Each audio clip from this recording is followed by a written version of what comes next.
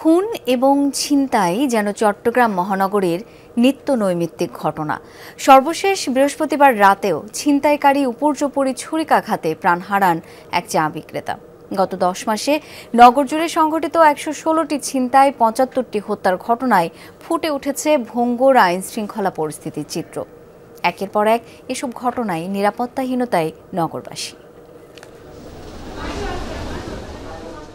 বেচাকেনা শেষে বৃহস্পতিবার দিবাগত রাতে নগরীর আন্দরকিল্লা থেকে বাসায় ফিরছিলেন চা বিক্রেতা ইসমাইল।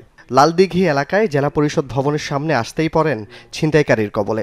সর্বস্ব বাঁচাতে ছিনতাইকারীদের সাথে ধস্তাধস্তির এক পর্যায়ে উপর্যুপরি ছুরিকাঘাত করা হয় তাকে। মুমূর্ষু অবস্থায় চট্টগ্রাম মেডিকেল কলেজ হাসপাতালে নিলে কর্তব্যরত চিকিৎসক মৃত ঘোষণা করেন।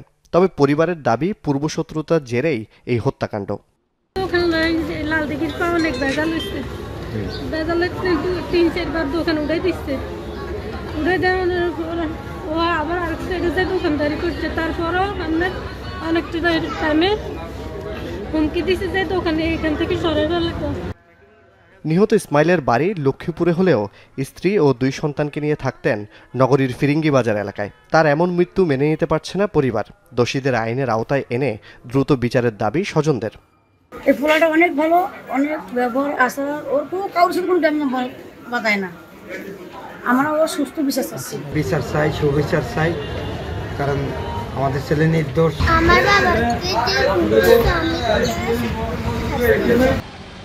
ঘটনাস্থল থেকে কোতোয়ালি থানার দূরত্ব মাত্র 300 গজ।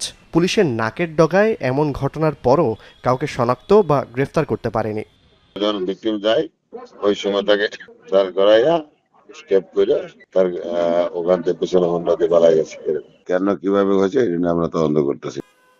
নগরীর কোতোয়ালি, জিইসি, মুরাদপুর সহ বেশ কিছু এলাকা সাম্প্রতিক সময়ে ক্রাইম জোন এবং সন্ত্রাসীদের অভয়ারণ্যে পরিণত হলেও পুলিশের দৃশ্যমান কোনো পদক্ষেপ নেই। সিএমপির পরিসংখ্যানও বলছে গত 10 মাসে নগর জুড়ে ছিনতাইয়ের ঘটনা ঘটেছে 116টি। আইন শৃঙ্খলা বাহিনীর নিষ্ক্রিয়তার কারণে এগুলো একটু মাথাচাড়া দিয়ে উঠেছে। ইন্দুর বিড়াল খেলা থেকে আমাদের বের হয়ে আসতে হবে। প্রশাসনকে জিরো টলারেন্সে যেতে হবে। দুর্বলতা, তার যে সক্ষমতার ঘাটতি এবং পুলিশের যেই আজকে মেরুদণ্ডহীনতা কিংবা আন্তরিকতার ঘাটতি, পেশাদারিত্বের ঘাটতি, ফলশ্রুতিতে সন্ত্রাসীরা আরও বেশি অদম্য হয়ে উঠেছে। একের পর এক ছিনতাইয়ের ঘটনায় প্রশ্ন উঠছে অপরাধ দমনে পুলিশের ভূমিকা নিয়ে। নিরাপত্তাহীনতায় ভুগছেন নগরবাসী।